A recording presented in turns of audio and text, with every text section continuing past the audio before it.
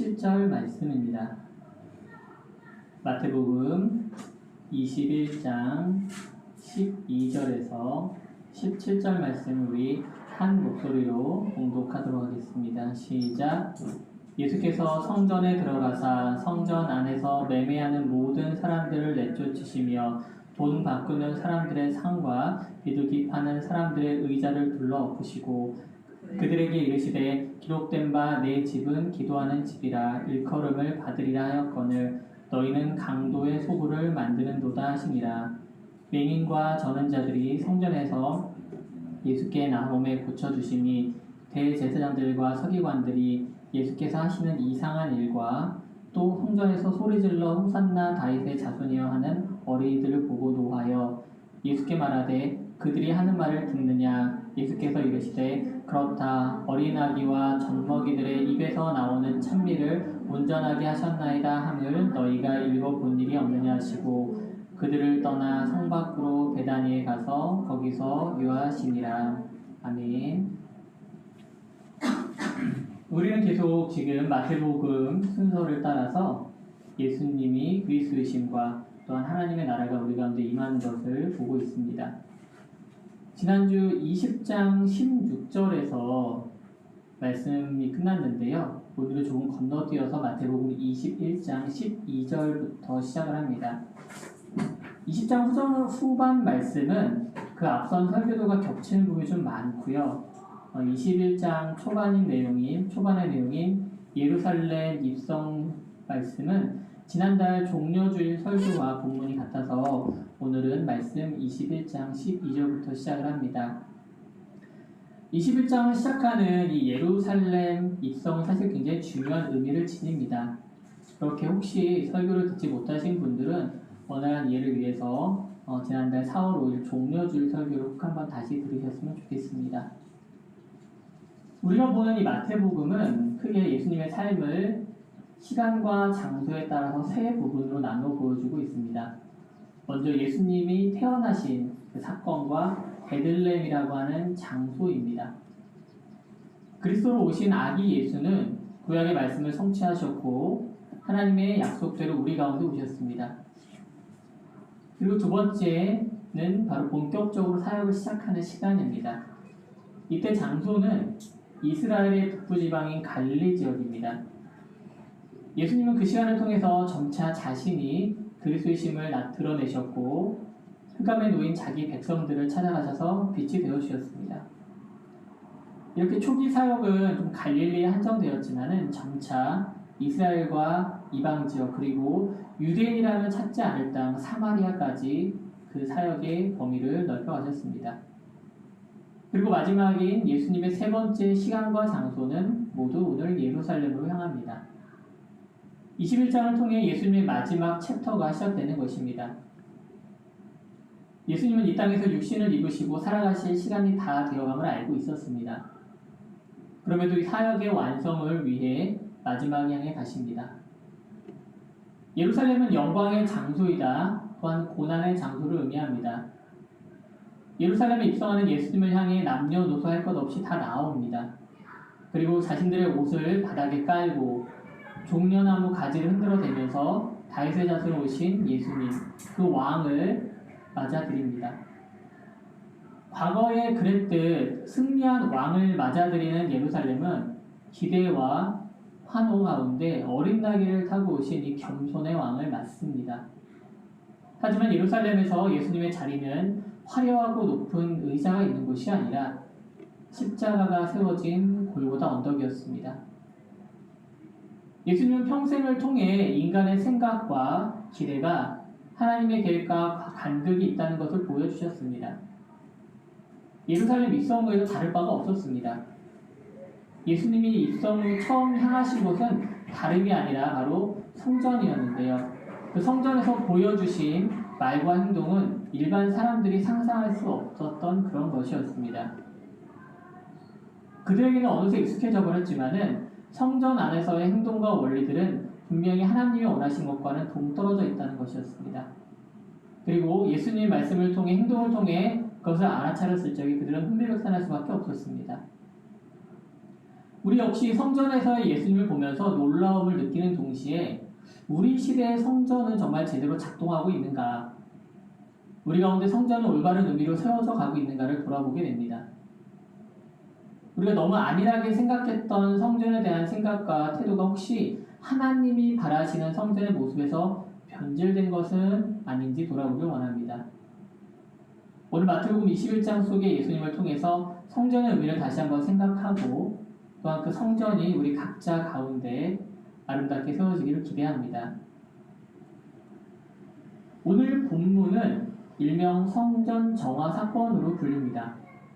성전을 깨끗하게 하셨다는 말이죠. 그렇다면 성전의 상태가 원래는 더러웠다는 것입니다. 성전이 변질되었기 때문에 청소가 일어나는 셈입니다. 그런데 문제는 당시 많은 사람들은 자신들의 성전이 더러워졌다는 것을 몰랐다는 것입니다. 이스라엘 사람들은 한 장소에서 여러 가지 성전을 가졌었습니다. 첫 번째 성전은 바로 솔로몬이 지은 성전이었습니다. 하지만 바벨론의 침공 때 무너집니다. 포로 시기를 지나면서 성벽을 재건하고 성전을 보수했습니다. 그것이 두 번째 성전이었습니다. 수르바벨을 중심으로 세워진 이 성전은 첫 번째 성전의 크기와 위험을 복구하지는 못했습니다. 그리고 세 번째 성전은 신약 시대의 헤롯 대왕 때였습니다. 분봉 왕으로 자신의 불안한 어떤 정치적 입지를 견고하게 하고 또한 유대인들의 마음을 얻기 위해서 대대적으로 재건축을 했던 것입니다. 그러나 이 역시 얼마 가지 않아서 로마의 침공으로 완전히 무너지게 됩니다. 한동안 이렇게 방치되었던 그곳에 성전이 지어진 것은 7세기경인데요. 아이러니하게도 이슬람 사원이 지어졌고 현재까지 유지가 되고 있습니다. 그래서 전통적인 유대인들 중에는 이 이스라엘 땅 예루살렘의 성전이 회복되어야 다시 세워져야 진정한 메시아가 온다는 믿음을 가진 사람들도 있습니다. 이처럼 예루살렘 성전은 많은 부침을 겪어야만 했습니다. 이런 가운데 사람들은 성전의 본질은 도리어 잃어버리고 이제는 상징과 형식만이 남게 되어버렸습니다. 첫 번째 성전인 솔로몬의 성전이 완공되고 솔로몬이 기도한 내용을 잠시 살펴보겠습니다. 열왕기상 8장 27절에서 30절 말씀입니다. 하나님은 참으로 땅에 거하시리이까 하늘과 하늘들의 하늘이라도 주를 용납하지 못하겠거든 하물며 내가 건축한 이 성전이오리까. 그러나 내 하나님 여호와여 주의 종의 기도와 간구를 돌아보시며 이 종이 오늘 주 앞에서 부르짖음과 비는 기도를 들으시옵소서. 주께서 전에 말씀하시기를 내 이름이 거기 있으리라 하신 곳 이 성전을 향하여 주의 눈이 주리하러 보시오며 주의 종이 이곳을 향하여 비는 기도를 들으시옵소서. 주의 종과 주의 백성 이스라엘이 이곳을 향하여 기도할 때에 주는 그 간구함을 들으시되 주께서 계신 곳 하늘에서 들으시고 들으시사 사하여 주옵소서. 계속해서 열왕기상 8장 33절과 34절 말씀입니다. 만일 주의 백성 이스라엘이 주께 범죄하여 적국 앞에 패하게 되므로 주께서 돌아와서 주의 이름을 인정하고 이 성전에서 주께 기도하며 간구하거든 주는 하늘에서 들으시고 주의 백성 이스라엘의 죄를 사하시고 그들의 조상들에게 주신 땅으로 돌아오게 하옵소서. 솔로몬은 성전의 의미를 당시에는 정확하게 알고 있었습니다. 성전이라는 건물로 하나님의 영광을 담거나 하나님의 임재를 감당할 수 없다는 것을 알고 있었습니다. 그는 도리어 이 성전을 통해 백성들이 하나님을 알고 하나님을 향해 기도하기를 원했습니다. 혹시 백성들이 범죄할지라도 성전을 매개로 하나님을 기억하기를 바랐던 것입니다. 그리고 회개의 기도를 할 때 죄를 사해 주실 것을 바라면서 성전을 봉헌합니다. 하지만 예수님 시대의 성전은 그 의미를 잃어버렸습니다. 장사치들이 득실거리는 곳, 속임수와 불법이 가득 찬 곳으로 변해버렸습니다. 당시 예루살렘 성전은 전국 각지에서 제사를 드리게 모이는 인파들로 언제나 붐볐습니다. 그들은 절기에 맞춰서 오기도 했고 지은 죄를 사함받기 위해서 합당한 제사를 드리기 위해서 그곳으로 모여들었습니다. 성전 안에는 여러 가지 이제 장소들이 있는데요. 그 중에 이방인의 뜰이라는 곳이 있었습니다. 성전 바깥 담과 성전 본체 사이에 넓게 퍼져 있었고 이름처럼 이방인들의 출입이 허용된 장소였습니다. 그래서 이곳에서 물건을 사거나 팔거나 또는 환전하는 일이 벌어졌습니다. 사실 이곳은 원활한 제사를 드리기 위해서 부득이하게 필요한 장소였습니다. 그건 부정할 수 없습니다. 왜냐하면 멀리서 순례를 오는 사람들이 재물을 가지고 올 수 없었기 때문에 돈을 가지고 와서 재물로 쓸 짐승을 사야 했기 때문입니다. 그리고 이방인의 초상이 그려진 돈으로는 헌금을 할 수 없었기 때문에 그렇지 않은 돈으로 바꾸어야만 했습니다. 그런데 이 와중에 불법과 편법이 넘쳐났습니다. 재물에 쓸 동물은 비싼 값에 팔렸고 환전을 하면서도 비싼 수수료를 내야 했습니다.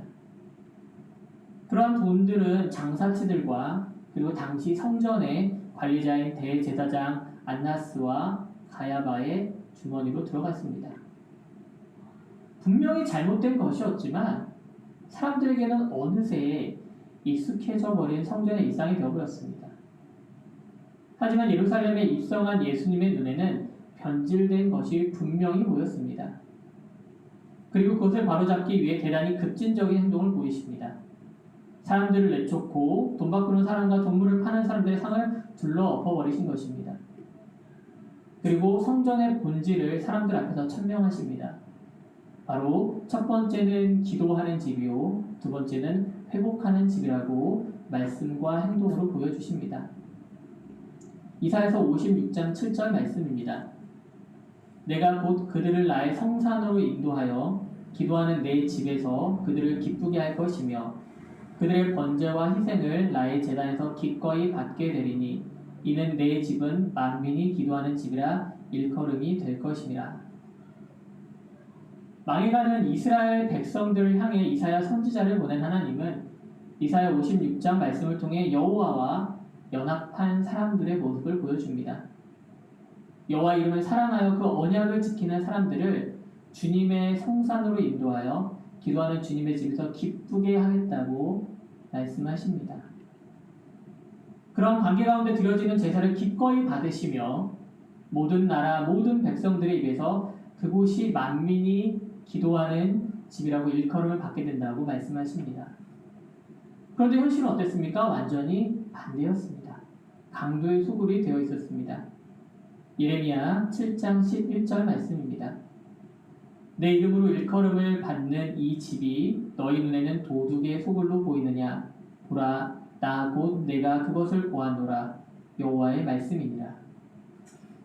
사람들이 죄에 빠졌을 때 성전이 더 이상 성전으로 보이지 않고 빼먹을 것 없는지 살펴보는 그런 강도가 가득한 소굴이 되어버린 것입니다. 성전이 기도하는 집임을 말씀을 통해서 예수님께서 깨우쳐 주셨다면 두 번째, 성전이 회복하는 집인 것을 알리시는 방법은 바로 예수님께서 보여주신 행동이었습니다. 예수님께서는 장사꾼들을 쫓아내시고 바로 하신 행동은 바로 맹인과 다리 저는 자들을 성전에서 고치신 일입니다. 원래 성전에서 드려지는 제물은 흠없고 깨끗한 것만 가능했습니다. 그런데 이뿐 아니라 성전에 나오는 사람들도 그러해야만 했습니다. 레위기 21장 18절입니다. 누구든지 흠이 있는 자는 가까이 하지 못할지니 곧 맹인이나 다리 저는 자나 코가 불완전한 자나 지체가 더한 자나. 이 레위기 말씀뿐 아니라 다윗이 왕으로 등극할 때는 이런 일도 있었습니다. 30살의 나이로 왕으로 등극한 다윗은 명목상 왕으로 추대되긴 했지만은 사실 인근 지역 주민들을 완전히 지배하지는 못했습니다. 그래서 주변 국가들, 주변 족속들이 왕으로 인정하지 않았습니다. 그래서 다윗 입장에서는 그들을 하나씩 굴복시킬 필요가 있었습니다. 이때 가장 먼저 시작한 족속이 바로 여부수 사람들이었습니다. 그런데 그들은 다윗을 향해서 이렇게 조롱합니다. 사무엘하 5장 6절을 세 번역으로 읽어드리겠습니다. 다윗 왕이 부하들을 거느리고 예루살렘으로 가서 그 땅에 사는 여부수 사람을 치려고 하니 그들이 다윗에게 말하였다. 너는 여기 들어올 수 없다. 눈먼 사람이나 다리 저는 사람도 너쯤은 물리칠 수 있다. 그들은 다윗이 그곳에는 들어올 수 없을 것이라고 생각한 것이다.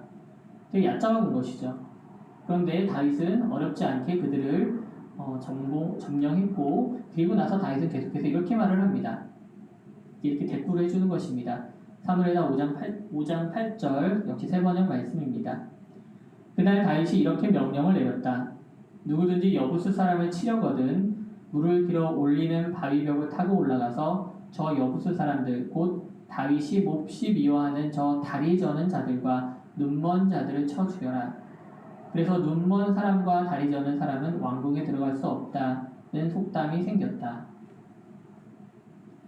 이 레위기 말씀과 다윗의 이러한 사건으로 말미암아서 신처적으로 결함이 있는 사람들은 성전 본체에 가까이 갈 수가 없었습니다. 들어갈 수가 없었던 것이죠. 예수님은 이 일을 통해 자신이 자기 백성을 사랑하는 그리스도임을 보이는 동시에 성전이 자기 백성을 회복시키는 집임을 보여주십니다.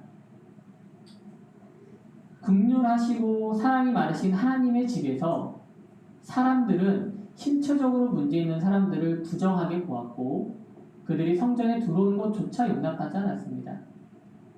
그러나 주님은 도리어 그 자리에서 그들을 구원하심으로써 성전의 본질을 보여주신 것입니다.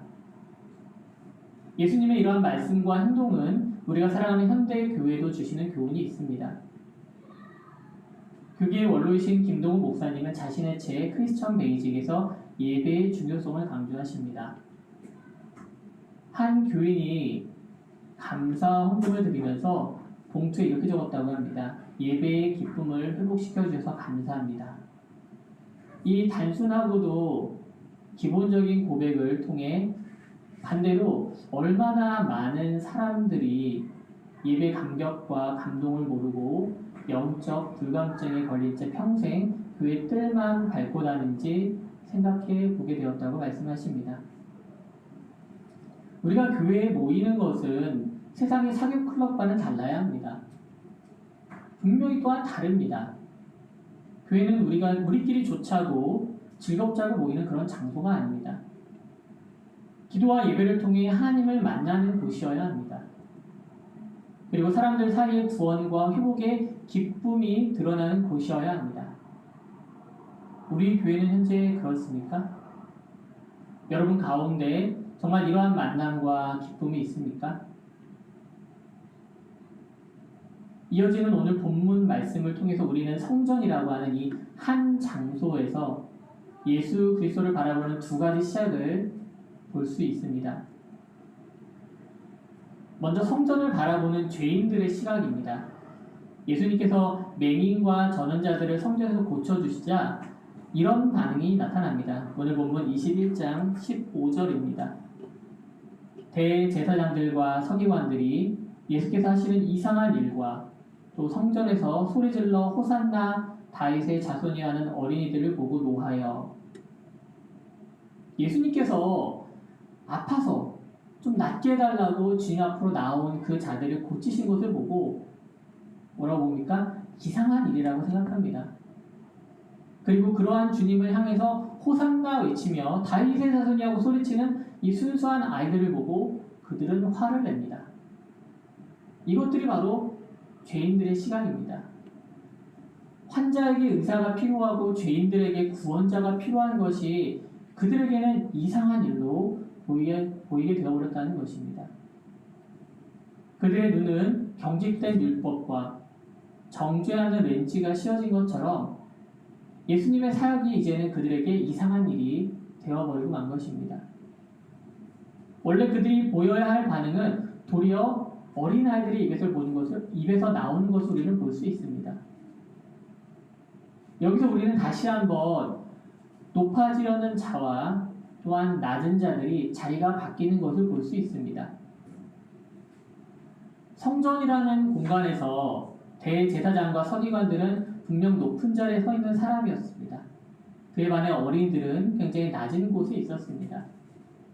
그러나 진정한 성전인 하나님 나라에서는 예수를 그리스도로 고백하는 이 어린이들이 높은 자리에 있게 되고 그들을 향해 화를 내는 자들이 저 구석지고 어두운 곳에 있게 되는 줄 믿습니다.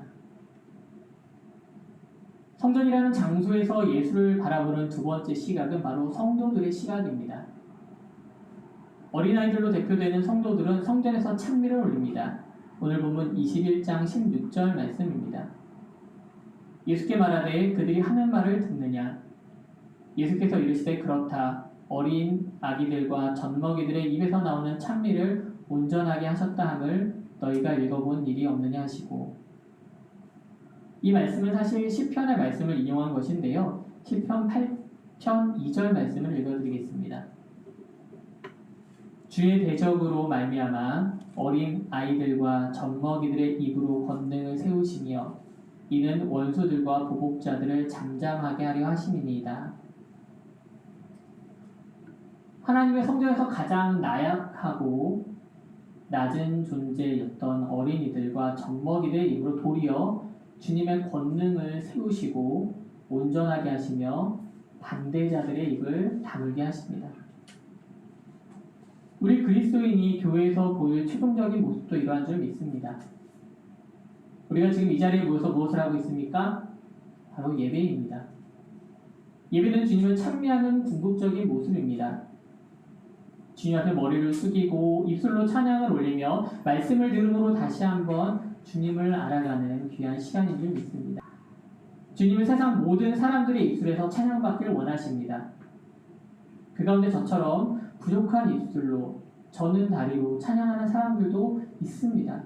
하지만 그것도 역시 주님의 계획 안에 있고 주님께서는 그 계획을 구원으로 이루신 줄 믿습니다. 저와 여러분이 지금 이 자리에서 이 모습으로 주님 앞에 나아와 찬양을 올리는 것 자체, 찬미를 올리는 것 자체가 기적이며 놀라운 일인 줄, 은혜인 줄 믿습니다. 말씀 마무리하겠습니다. 지난주에 말씀드린 대로 저희 이제 교육관을 정식으로 임차하는 계약서를 어제 작성을 했습니다. 임대인이 이제 부부 4분께서 어제 오셨다 가셨는데요. 저에게 이제 계약서를 작성하면서 놀라운 얘기를 한 가지 알려주셨습니다. 정확히 2가지 이야기를 말씀해 주셨는데요. 저희가 이제 2년 전에, 한 1년 반쯤 더 됐죠? 교회 사정장 이 한 칸만 이제 빌리기로 했습니다. 원래 임대인께서는 2칸을 다 빌렸으면 하는 마음이 계셨는데, 2개가 그분 소유시거든요. 교회 사정장 일단 한 칸을 빌리고 나중에 좀 나아지면 마저 빌리겠습니다라고 했습니다. 근데 사실은 이 공간이 오랫동안 비어져 있던 자리였습니다. 우리 아파트가 입주하고도 공간이 비어져 있었는데 처음으로 이제 저희가 여기를 들어왔거든요. 근데 저희가 들어오겠다고 한 칸을 계약하고 구두로 계약하고 계약금을 납부한 이후에 얼마 지나지 않아서 2칸을 한 번에 빌리고 싶다라는 분이 나타나셨대요. 근데 이제 저희와 먼저 계약이 있었기 때문에 비록 한 칸이긴 하지만은 순리대로 다행히 저희가 계획을 하셨습니다. 그리고 이제 제가 지난주에 일주일 전에 그분들에게 연락을 드려서 이제 한 칸마저 저희가 좀 빌렸으면 좋겠습니다라고 말씀을 드렸습니다. 근데 그 일주일 만에 만난 거잖아요, 제가 어제. 근데 또 다른 얘기를 하나 해주시더라고요. 그러니까 이 얘기조차도 이제 전해주셨던 거고, 일주일 사이에 무슨 일이 있었냐면은 저희가 교회를 얻고 나서 이 남은 한 칸이 오랫동안 안 나갔던 거예요. 한 번도 연락이 없었더래요. 그런데 제가 연락을 드리고 일주일 후에 만나기로 약속을 잡은 그 중간에 여기를 관심 있다고 들렸다고 연락이 왔다는 거예요. 그러니까 아마도 저희가 일주일만 늦게 말씀을 드렸더라면 어쩌면은 흡족하고 계약이 됐을지도 모른다는 것입니다. 그러니까 도리어 그분들도 이제 신앙생활을 하시는 분들인데 더 놀라워하시더라고요, 저보다. 2년 전에 있었던 일은 저도 몰랐던 내용이고, 그러니까 어제 이야기 다 이 2가지 이야기를 어제 한 번에 들은 것이었습니다.